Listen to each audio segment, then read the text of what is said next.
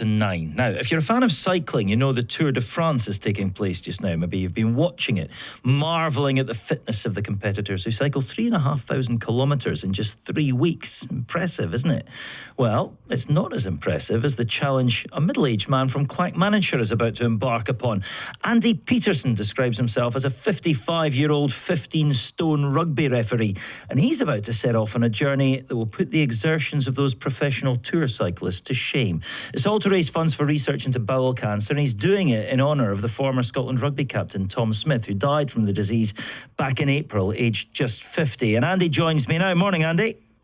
Morning, Martin. How are you? I'm good, thank you. Better than you, I suspect, this morning, given what you're about to embark upon. Tell us about the challenge. What are you doing?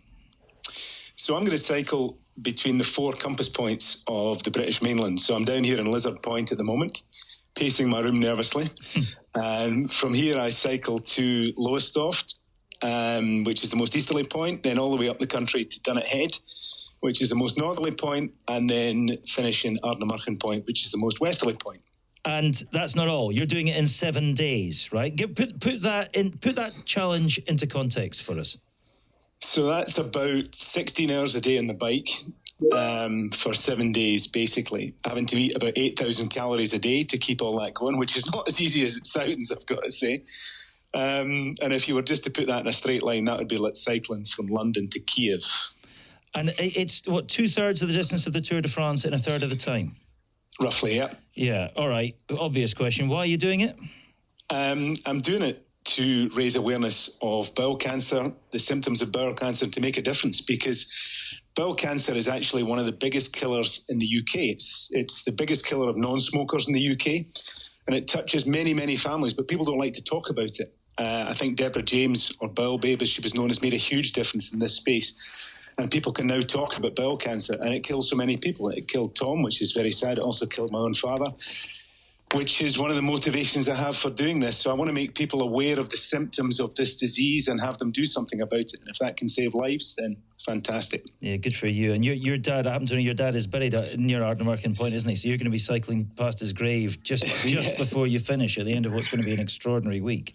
Just before the finish, exactly. And the just to close that last question, I'm aiming to raise £100,000 to fund a full-time research fellow into the genetics of colon cancer.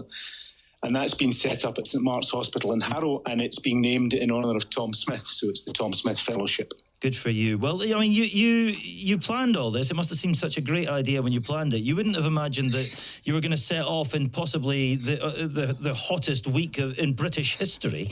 Any regrets at this stage? Now it's all presumably starting to feel very real. Lots of regrets, 100%. It was one of those lockdown ideas that seemed like a good idea at the time, and then you tell a few people and you tell a few more, and before you know it, there's no way back, and you've got to start training, and off you go. And it's actually less the heat I'm worried about, it's more the wind.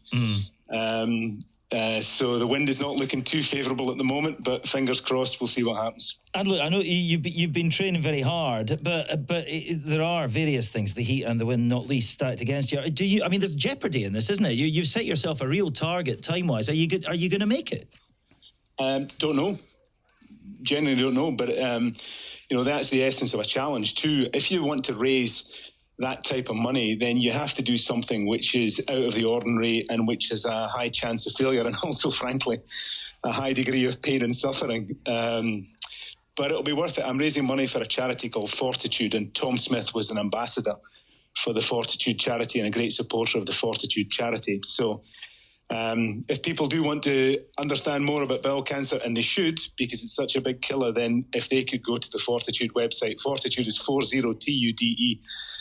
And if they go to the Fortitude website or just Google Fortitude Tom Smith Ride, then they can learn about the symptoms of colon cancer, and if they think they have them, then they should do something about it quickly. And presumably they can drop a bit of cash in your tin there as well. Andy, trying to raise $100,000 for Fortitude. Listen, Andy, all the very best to you. I'm sure we will be speaking to you this time next week, and maybe sporadically between times, but you leave tomorrow morning with the very best wishes of everybody on the team. Absolutely. Andy, can I ask you, how do you get 8,000 calories a day? Give us an idea of what you're going to be eating.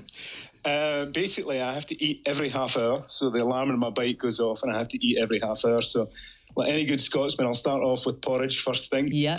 Get out on the bike. I've got a ton of nuts and raisins and apricots. Pork pies. A lot of pork pies. Yeah. That's not on every Tour de France rider's diet. No, I was going to say, get a king rib supper down you for lunch. That'll stick 2,500 on. And basically, anytime I stop at a petrol station, it's whatever's there that I can get down my mouth. Oh my goodness. I saw Andy. Best of luck. I was filming with Andy. If you want to watch the 9 tonight, there's an interview with Andy on it as well. I was filming with Andy earlier in the week. No support team around him. No people giving him water, none of that. Just the kit he can strap to his bike, and there's very little of it.